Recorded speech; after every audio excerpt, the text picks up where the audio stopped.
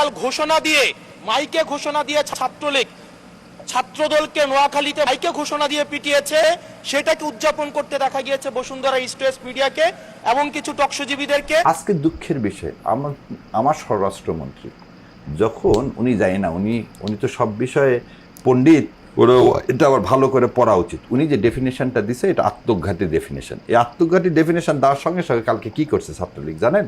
Miking করে ছাত্র দলকে খুব করে পিটাইছে নোয়াখালীতে। আচ্ছা, মাইকিং করে ছাত্রলীগ ছাত্র দলকে পিটাইছে, সেটা হাসনাত আজকে সংসদে বলছে পর্যন্ত।